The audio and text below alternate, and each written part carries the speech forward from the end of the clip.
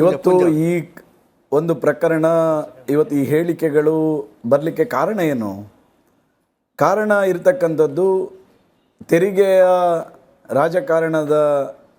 ರಾಜಕಾರಣವನ್ನು ಮುಂದಿಟ್ಟುಕೊಂಡು D K Suresh ಅವರು ಹೇಳಿರ್ತಕ್ಕಂಥ ದೇಶ ವಿಭಜನೆಯ ಮಾತು. ದೇಶ ವಿಭಜನೆಯ ಮಾನಸಿಕತೆ ಇರತಕ್ಕಂಥ ಕಾಂಗ್ರೆಸ್ನವರಿಗೆ ಇಲ್ಲ, ನೀವು ಹೇಳಿರೋದು ಡಿ ಕೆ ಸುರೇಶ್ ಅವರೇ ತಪ್ಪಿದೆ, ಇದನ್ನು ತಿದ್ಕೊಳ್ಳಿ ಅಂತ ಹೇಳಿದರೆ ತಿದ್ಕೊಳ್ಳುವಂಥ ಮಾನಸಿಕತೆಯ ವ್ಯಕ್ತಿ ಡಿ ಕೆ ಸುರೇಶ್ ಅವರಲ್ಲ. ಅವರಿಗೆ ಸಮರ್ಥನೆಯನ್ನು ಮಾಡಲಿಕ್ಕೆ ನರೇಂದ್ರ ಸ್ವಾಮಿ ಅವರು, ಪ್ರಿಯಾಂಕ್ ಖರ್ಗೆ ಅವರು, ಈ ರೀತಿ ಅನೇಕ ಜನ ಕಾಂಗ್ರೆಸ್ ನಾಯಕರು ಅವರಿಗೆ ಪುನಃ ಬೆಂಬಲವನ್ನು ಕೊಟ್ಟು ಡಿ ಕೆ ಸುರೇಶ್ ಅವರು ಹೇಳಿರ್ತಕ್ಕಂಥ ಮಾತು ಸರಿ ಇದೆ ಅಂತ ಹೇಳುವಂಥದ್ದನ್ನು ಹೇಳಿದರು. ಸ್ವಾಮಿ, ಕಾಂಗ್ರೆಸ್ನ ನಾಯಕರೇ ದೇಶ ವಿಭಜನೆ ಈ ಮಾತಿಗೆ ಪೂರಕವಾಗಿ ಧ್ವನಿಗೂಡಿಸಿದರೆ ನಾಳೆ ಈ ದೇಶದ ಸಾರ್ವಭೌಮತೆಯ ಪ್ರಶ್ನೆಯನ್ನು ನಾವು ಇವತ್ತು ಪ್ರಶ್ನೆಯ ಬಗ್ಗೆ ಚಿಂತನೆ ಮಾಡಬೇಕಾಗ್ತದೆ. ನಾವೆಲ್ಲರೂ ಈ ದೇಶದಲ್ಲಿರ್ತಕ್ಕಂಥ ನಾವೆಲ್ಲರೂ ಭಾರತೀಯರು ಎನ್ನುವಂಥ ದೃಷ್ಟಿಯಲ್ಲಿ ಯೋಚನೆ ಮಾಡಬೇಕೇ ವಿನಃ ಈ ರೀತಿಯ ವಿದಂಡವಾದವನ್ನು ಮಾಡ್ತಕ್ಕಂಥದ್ದು ತಪ್ಪು ಎನ್ನುವ ಕಾರಣವನ್ನು ನಿಮಗೆ ಮನಮುಟ್ಟುವಾಗಿ ಹೇಳಬೇಕೆನ್ನುವ ಕಾರಣಕ್ಕೋಸ್ಕರ ನಾನು ಈ ರೀತಿಯ ಒಂದು ಹೇಳಿಕೆಯನ್ನು ಕೊಟ್ಟಿದ್ದೇನೆ. ಈ ಹೇಳಿಕೆಯ ಮೂಲಕ ನೀವು ಅರ್ಥ ಮಾಡಿಕೊಳ್ಬೇಕು, ತೆರಿಗೆ ಎನ್ನುವಂಥದ್ದು ಇಡೀ ದೇಶಕ್ಕೆ ಸಂಬಂಧಪಟ್ಟಿರ್ತಕ್ಕಂಥ ಒಂದು ವ್ಯವಸ್ಥೆ, ಈ ದೇಶದ ಸಾರ್ವಭೌಮತೆಯ ಪ್ರಶ್ನೆ. ಇದನ್ನು ನೀವು ನಿಮ್ಮದೇ ಕಾರಣ ಕೊಟ್ಟು ರಾಜಕಾರಣಕ್ಕೋಸ್ಕರ ಉಪಯೋಗ ಮಾಡಬೇಡಿ ಅನ್ನುವಂಥ ಕಾರಣಕ್ಕೋಸ್ಕರ ಹೇಳಿಕೆ ಕೊಟ್ಟಿರ್ತಕ್ಕಂಥದ್ದು. ಪ್ರಾಯಶಃ ಈ ಸಂದರ್ಭದಲ್ಲಿ ನಾನು ಉಲ್ಲೇಖ ಮಾಡ್ತೇನೆ, ರಿಸರ್ವ್ ಬ್ಯಾಂಕಿನ ಅಧ್ಯಕ್ಷರು ಆಗಿನ ಸಂದರ್ಭದಲ್ಲಿ 2013 ಅಂತ ಅನಿಸುತ್ತೆ, ಸೆಪ್ಟೆಂಬರ್ 2ನೇ ತಾರೀಕಿನಂದು ರಿಸರ್ವ್ ಬ್ಯಾಂಕಿನ ಅಧ್ಯಕ್ಷರಾಗಿರ್ತಕ್ಕಂಥ ರಾಘವ್ ಅವರು ಅವತ್ತಿನ ಅಧ್ಯಕ್ಷರಾಗಿದ್ದರು. ಆ ಸಂದರ್ಭದಲ್ಲಿ ಕೇಂದ್ರ ಸರ್ಕಾರದಲ್ಲಿ ಕಾಂಗ್ರೆಸ್ ಸರ್ಕಾರ ಇತ್ತು. ಆ ಸಂದರ್ಭದಲ್ಲಿ ಕರ್ನಾಟಕಕ್ಕೆ ಸಿಗ್ತಾ ಇದ್ದಂಥ ಪಾಲು ಎಷ್ಟು ಕೇಳಿದರೆ 4.13%. ಆದರೆ ಅವತ್ತು ಆ ದಿನ ಅದನ್ನು 3.73ಕ್ಕೆ ಇಳಿಸಿದ್ರು. ಆ ಸಂದರ್ಭದಲ್ಲಿ ಕೇಂದ್ರದಲ್ಲಿದ್ದದ್ದು ಕಾಂಗ್ರೆಸ್. ಆವಾಗ ಇವರು ಎಲ್ಲೋಗಿದ್ರು? ಇವತ್ತೇನು ನಮ್ಮ ರಾಜ್ಯಕ್ಕೆ ಪಾಲು ಕಡಿಮೆ ಇದೆ ಅನ್ನುವಂಥ ಒಂದು ಗೊಂದಲಕಾರಿಯಾಗಿರ್ತಕ್ಕಂಥ ರಾಜಕಾರಣ ಮತ್ತು ದೇಶ ವಿಭಜನೆಯ ರಾಜಕಾರಣ ಮಾಡತಕ್ಕಂಥದ್ದು ಇದು ಯಾರ ಹೇಳಿಕೆ? ಯಾವ ರಾಜಕಾರಣದ ವ್ಯವಸ್ಥೆಯನ್ನು ಮಾಡಲಿಕ್ಕೆ ಈ ಪ್ರಯತ್ನ ಮಾಡ್ತಾ ಇದೆ ಅನ್ನುವಂಥದ್ದನ್ನು ನೀವು ಅವಲೋಕನ ಮಾಡಬೇಕಾಗಿರುತ್ತೆ. ಕಾಂಗ್ರೆಸ್ ಹರೀಶ್ ಪೂಂಜಾ ಅವರೇ ನಮಸ್ತೆ, ಆರಾಮಿದ್ದೀರಾ? ನೀವು ನಿಮ್ಮ ವರದಿಯ ಬಗ್ಗೆ ನೀವು ಕೊಟ್ಟರೆ ಹೇಳಿಕೆಯ ಬಗ್ಗೆ ನೀವು ಸವಿಸ್ತಾರವಾಗಿ ಈ ರೀತಿ ಎಲ್ಲ ದೇಶ ವಿಭಜನೆ ಆಗಬಾರ್ದು ಅನ್ನೋಂಥ ಒಳ್ಳೆ ಸದುದ್ದೇಶದಿಂದ ಈ ರೀತಿ ಹೇಳಿಕೆ ಕೊಟ್ಟಿದ್ದೀನಿ ಅಂತ ಹೇಳಿದ್ರಿ. ಬಹಳ ಸ್ವಾಗತ, ಜನಗಳಿಗೂ ಕೂಡ ಅದು ಇವತ್ತು ಕ್ಲಾರಿಫೈ ಆಗಿದೆ. ಸ್ನೇಹಿತರೆ, ನೀವು 2008ರಲ್ಲಿ ಗುಜರಾತ್ನ CM ಆಗಿ ಸನ್ಮಾನ್ಯ ಶ್ರೀ ನರೇಂದ್ರ ಮೋದಿಯವರು ಹಾಲಿ ಇರುವಂತಹ ಪ್ರಧಾನಮಂತ್ರಿಗಳು ಅಲ್ಲಿ ಗುಜರಾತ್ನ ಮುಖ್ಯಮಂತ್ರಿಗಳಾಗಿರ್ತಾರೆ. ಆ ಸಮಯದಲ್ಲಿ ಕಾಂಗ್ರೆಸ್ ವಿರುದ್ಧ ಆಡಳಿತದಲ್ಲಿ 40,000 ಕೋಟಿ ರೂಪಾಯಿ ಅವರಿಗೆ ತೆರಿಗೆ ಪಾಲು ಬರಬೇಕಾಗಿರುತ್ತೆ. 2.5% ಕೊಟ್ಟಿದ್ದೀರಾ. ಈ ಕೊಡೋದಾದ್ರೆ ನೀವು 1 ವರ್ಷ ಕೊಡೋದು ಬೇಡ, ತಗೊಳ್ಳೋದು ಬೇಡ ಅಂತೇಳಿ ಅವರೇ ಒಂದು ಹೇಳಿಕೆ ಕೊಡ್ತಾರೆ. ಈ ಜೂನ್ 11, 2008 ಹಿಂದೂಸ್ತಾನ್ ಟೈಮ್ಸ್ ಪತ್ರಿಕೆಯಲ್ಲಿ ಚೆಕ್ ಮಾಡಿ ಬೇಕಾದ್ರೆ. ಇದು ಆಗ ದೇಶ ವಿಭಜನೆ ಆಗುತ್ತಾ? ಹಕ್ಕನ್ನು ಮಂಡಿಸಿದ್ದಾರೆ. ಇದು ಒಂದು ಸಂವಿಧಾನವನ್ನು ಸುಟ್ಟಾಕಬೇಡ ಅಂತ ಒಂದು ಮಾತನ್ನ ಹೇಳ್ತಾರೆ. ನಿಮ್ಮದೇ ರಾಜ್ಯಾಧ್ಯಕ್ಷರಾಗಿದ್ರು, ನಿಕಟಪೂರ್ವ ರಾಜ್ಯಾಧ್ಯಕ್ಷರು. ಇದು ಸಂವಿಧಾನ ವಿರೋಧಿ ಆಗಲ್ವಾ? ಅವ್ರು ಯಾವ ಕಾಂಟ್ರಾಸ್ಟಲ್ಲಿ ಹೇಳಿರ್ತಾರೆ, ಯಾವ ಸಂದರ್ಭದಲ್ಲಿ ಹೇಳಿರ್ತಾರೆ ಅನ್ನೋದು ಕೂಡ ಬಹಳ ಮುಖ್ಯ ಆಗುತ್ತೆ. ಇವತ್ತು ಆ ಕಾಂಟ್ರಾಸ್ಟಲ್ಲಿ ಹೇಳಿದ್ಕೇನೆ ತಮಿಳ್ನಾಡು ಆಗ್ಬೋದು, ಕೇರಳ ಆಗ್ಬೋದು, ಮತ್ತೊಂದು ರಾಜ್ಯಗಳಾಗ್ಬೋದು, ಅವರು ತಮ್ಮ ಹಕ್ಕು ಚಲಾಯಿಸ್ತಾರೆ. ಹೇಳಿದ್ರು ಈಗ ದಕ್ಷಿಣ ಭಾರತದಲ್ಲಿ ಇರೋ ಎಲ್ಲ ಮತದಾರರೆಲ್ಲ ಅವ್ರಿಗೆ ಎಕ್ಸ್ಟ್ರಾ ಜನರಲ್ ನಾಲೆಜ್ ಇದೆ, ಅವ್ರಿಗೆ ಎಕ್ಸ್ಟ್ರಾ IQ ಇದೆ, ಅವರು ಯೋಚನೆ ಮಾಡಿ ವೋಟ್ ಹಾಕ್ತಾರೆ. ಉತ್ತರ ಭಾರತದಲ್ಲಿ ಯೋಚನೆ ಮಾಡೋದಿಲ್ಲ, ಸುಮ್ಮನೆ ಹಂಗೆ ವೋಟ್ ಹಾಕ್ಬಿಡ್ತಾರೆ ಅಂತ ಅವಮಾನ ಮಾಡಿದ್ದಾರೆ. ಅಂದ್ರೆ ಇಲ್ಲಿವರೆಗೂ ದಕ್ಷಿಣ ಭಾರತದ ಬಾಗ್ಲೇ ತೆಗ್ದಿರ್ಲಿಲ್ಲ ಅವ್ರಿಗೆ, ಈಗಲೂ ಮುಚ್ಚಿದೆ. ಆ ಒಂದು ಕಾಂಟೆಸ್ಟ್ ಹೇಳಿರ್ಬೋದಪ್ಪ ಸಂಕೀರ್ತವ್ರೆ. ಇವಾಗ ಆನಂದ್ ಅವರೇ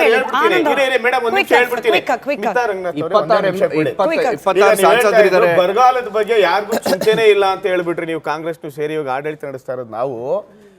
ಸೆಪ್ಟೆಂಬರ್ 2023 ನಾವು ಬರಗಾಲ ಅಧ್ಯಯನದ ಯಾವ್ಯಾವ ವಿಧಿದೆ ಕ್ರೈಟೀರಿಯಾಸ್ಗಳಿದೆ ಅಷ್ಟನ್ನು ಕೂಡ ಸಬ್ಮಿಟ್ ಮಾಡಿರ್ತೀವಿ. ನರೇಗಾದಲ್ಲಿ ಇವತ್ತೊಂದು ಆರ್ಟಿಕಲ್ಲು ಕೊಟ್ಟಿರ್ತಾರೆ, ಬಹಳ ಸವಿಸ್ತಾರವಾಗಿ ಕೊಟ್ಟಿರ್ತಾರೆ.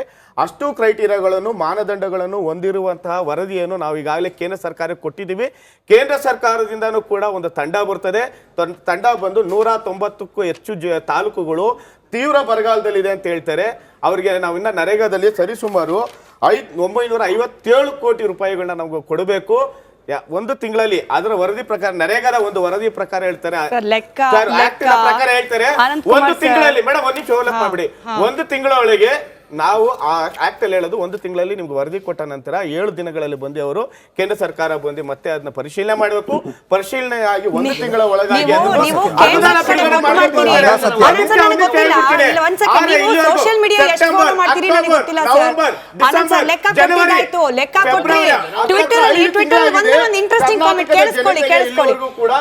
ಸರ್, ನೀವು ಕೇಂದ್ರ ಕಡೆ ಬೊಟ್ಟು ಮಾಡ್ತೀರಲ್ಲ, ಜನ ಏನ್ ಮಾತಾಡ್ತಿದಾರೆ ಗೊತ್ತಾ? ಆನಂದ್ ಸರ್ ಕೇಳಿಸ್ಕೊಳ್ಳಿ ಅಲ್ಲ, ಆನಂದ್ ಸರ್ ಕೇಳಿಸ್ಕೊಳ್ಬೇಕು. ಬೊಟ್ಟು ನೀವು ಅವ್ರ ಕಡೆ ಒಂದ್ ನಿಮಿಷ, ನೀವು ಹೇಳಕ್ ಮುಂಚೆ ಒಂದು ಇಂಟ್ರೆಸ್ಟಿಂಗ್ ಕಾಮೆಂಟ್ ನೀವು ಹೇಳಿರಂತೆ ಒಂದೇ ಒಂದ್ ನಿಮಿಷ. ಏನ್ ಗೊತ್ತಾ ಸರ್, ಟ್ವಿಟರ್ ಅಲ್ಲಿ ಒಂದು ಕಾಮೆಂಟ್ ಓದ್ತಾ ಇದೆ ಸರ್, ಸಿದ್ದರಾಮಯ್ಯ ಅವರನ್ನ ಒಳಗೊಂಡಂತೆ ಕಾಂಗ್ರೆಸ್ನ ಸಚಿವ ಸಂಪುಟ ಡೆಲ್ಲಿಗೆ ಎಷ್ಟು ಬಾರಿ ಹೋಗ್ ಬಂತಲ್ಲ, ಅದ್ರಲ್ಲಿ ಅರ್ಧ ಬಾರಿ ಬರಪೀಡಿತ ಪ್ರದೇಶಕ್ಕೆ ಹೋಗಿದ್ರೆ ಜನರು ಸರಿ ಹೋಗ್ತಿದ್ರು ಅಂತ ಹೇಳಿ. ಅದಕ್ಕೆ ನೀವು ಆಮೇಲೆ ಕಾಮೆಂಟ್ ಮಾಡಿ ಸಂಕೀರ್ತ ಅವರೇ. ಈಗ ನೋಡಿ, ನಮ್ಮ ಕಾಂಗ್ರೆಸ್ನ ವಕ್ತಾರರಿಗೆ ಯಾವ ಮಾಹಿತಿ ಇದೆಯೋ ಏನೋ ಗೊತ್ತಿಲ್ಲ, ಒಟ್ಟಿನಲ್ಲಿ ಅವರೇ ಪ್ರಿಂಟ್ ಮಾಡಿರೋ ಒಂದು ಬಜೆಟ್ ಇದೆ. ಇದು ನನ್ನ ಡಾಕ್ಯುಮೆಂಟ್ ಏನಿಲ್ಲ, ಯಾರು ಬೇಕಾದ್ರೆ ಬೆರಳು ತುದಿಯಲ್ಲಿದೆ, ಡೌನ್ಲೋಡ್ ಮಾಡ್ಕೋಬಹುದು. Grant from aid collection from central taxes 50,257 ಕೋಟಿ ಅಂತ ಸನ್ಮಾನ್ಯ ಸಿದ್ದರಾಮಯ್ಯನವರು 14ನೇ ಬಜೆಟ್ ನಲ್ಲಿ ಏನ್ ಮಂಡಿಸಿದ್ದಾರೆ ಅವರೇ ಘೋಷಣೆ ಮಾಡಿದ್ದಾರೆ. ನಮಗೆ ಕೇಂದ್ರದಿಂದ ಬರಬೇಕಾಗಿರೋ ಪಾಲು 50,257 ಕೋಟಿ. ಇವ್ರಿಗೇನು ಬಾಯಿರಿಲ್ವಾ? ಇವ್ರ ಯೋಗ್ಯತೆಗೆ ಇವ್ರು ಇಷ್ಟೊಂದು ಕಳಕಳಿ ಇದ್ದಿದ್ರೆ ಇವರು ಸದನದಲ್ಲಿ ಮಾತಾಡ್ಬೇಕಿತ್ತು. ಸದನದಲ್ಲಿ ಮಾತಾಡಿದ್ರೆ ಇದಕ್ಕೆ ಚರ್ಚೆ ಆಗಿದ್ರೆ ಇದಕ್ಕೊಂದು ವೇಟೇಜ್ ಇರೋದು. ನಮ್ಮ ಮಧ್ಯೆ ಮಾತಾಡಿಲ್ಲ. ಯಾಕೆ ಸದನದಲ್ಲಿ ಮಾತಾಡಿಲ್ಲ? ಇವರು ಹಕ್ಕುಚ್ಯುತಿ ಆಗಿರೋದು, ಪ್ರಿವಿಲೇಜ್ ಮೋಷನ್ ಮೂವ್ ಆಗಿರೋದು, ಇವ್ರನ್ನ ಪನಿಷ್ ಮಾಡಬೇಕಾಗಿತ್ತು. ಆಮೇಲೆ ಆರ್ಟಿಕಲ್ 281 ಇದೆಯಲ್ಲ, ಆರ್ಟಿಕಲ್ 281 15th ಫೈನಾನ್ಸ್ ಕಮಿಷನ್ ಏನಾದ್ರು ವೈಲೇಷನ್ ಆಗಿದ್ರೆ ಸುಪ್ರೀಂ ಕೋರ್ಟ್ಗೆ ಹೋಗ್ಬೇಕಿತ್ತು, ಜಂತರ್ ಮಂತರ್ಗೆಲ್ಲ ಡ್ರಾಮಾ ಮಾಡಕ್ಕೆ ಚಾರ್ಟರ್ ಪ್ಲೇನ್ ತಗೊಂಡು. ನಿಮಗೆ ನಿಜವಾಗ್ಲೂ ಕಳಕಳಿ ಅನ್ನೋದಿದ್ದಿದ್ರೆ ನೀವು ಈ ರೀತಿಯ ನಾಟಕಗಳನ್ನ ಮಾಡ್ತಾ ಇರಲಿಲ್ಲ. ನೀವು ಒಂದು ಡೋಂಗಿ ಬಾಜಿ ಕಂಪನಿ ಆಗ್ಬಿಟ್ಟಿದ್ದೀರಾ ಇವತ್ತು. ನೀವು ಇವಾಗ ಮತಾಂಧ ಮುಸಲ್ಮಾನರನ್ನ ನೀವು ಬಳಸ್ಕೊಂಡು ತುಷ್ಟೀಕರಣ ಮಾಡ್ತಾ ಇರೇ ವಿನಃ ಯಾವುದೇ ಒಂದು ಸ್ಕೀಮ್ಗಳು ಕೊಟ್ಟಿಲ್ಲ. ನಾವಿವತ್ತು ಯಾವುದೇ ಒಂದು ಯೋಜನೆಯನ್ನ ಘೋಷಣೆ ಮಾಡಿದ್ರೆ ಅದರ ಎಲ್ಲರನ್ನು ಒಳಗೊಂಡಂತೆ ನಾವು ಮಾಡ್ತೀವಿ. ಮೌಲಾನಾ ಅಬ್ದುಲ್ ಕಲಾಂ ಆಜಾದ್ 2014 ಮಾಡ್ತಾರೆ ಅಂತ ಹೇಳ್ತಾರಲ್ಲ. ಇವತ್ತು ರಾಮ ಮಂದಿರ ನಿರ್ಮಾಣ ಆಗ್ಬೇಕಾದ್ರೆ ಭಾರತ 5ನೇ ದೊಡ್ಡ ಆರ್ಥಿಕ ಶಕ್ತಿ ಆಗಿದೆ, 4ನೇ ದೊಡ್ಡ ಸ್ಟಾಕ್ ಎಕ್ಸ್ಚೇಂಜ್ ಆಗಿದೆ, 3ನೇ ದೊಡ್ಡ ಆಟೋಮೊಬೈಲ್ ಮ್ಯಾನುಫ್ಯಾಕ್ಚರಿಂಗ್ ಆಗಿದೆ, 2ನೇ ದೊಡ್ಡ ಮೊಬೈಲ್ ಮ್ಯಾನುಫ್ಯಾಕ್ಚರಿಂಗ್ ಆಗಿದೆ, ಇನ್ಫ್ರಾಸ್ಟ್ರಕ್ಚರ್ ಹೈಯೆಸ್ಟ್ ಇನ್ವೆಸ್ಟ್ಮೆಂಟ್ ಬರ್ತಾ ಇದೆ. 25 ಕೋಟಿ ಭಾರತೀಯರನ್ನ ಬಡತನ ರೇಖೆಯಿಂದ ಆಚೆ ತಗೊಂಡ್ಬಂದಿದ್ವಿ. ಅದ್ರಲ್ಲಿ ಮುಸಲ್ಮಾನರು ಇದ್ದಾರೆ. ಬರೀ ಧರ್ಮದ ಆಧಾರದ ರಾಜಕಾರಣ ಮಾಡ್ತಾ ಇಲ್ಲ. 2014 ಆಚೆಗೆ ಏನೇನ್ ಮಾಡಿದೀವಿ ಎಲ್ಲವನ್ನು ಹೇಳ್ತಾ ಇದ್ದೀವಿ. 2014 ಶುರು ಮಾಡಬೇಡಿ. 2014 ರಾಜಕಾರಣವನ್ನ ಮಾಡೋದಿಲ್ಲ.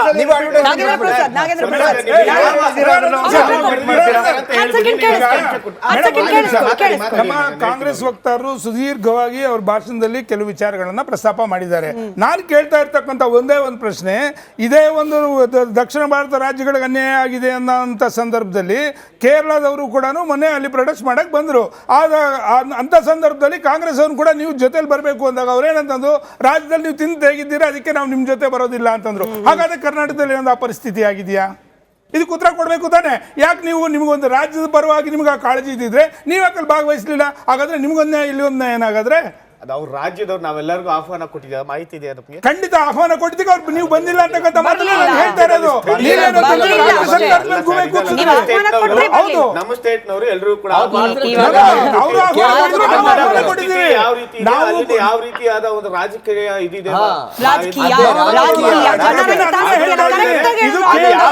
ಇದು ಕೇವಲ ಚುನಾವಣೆಗೋಸ್ಕರ ಅಷ್ಟೇ.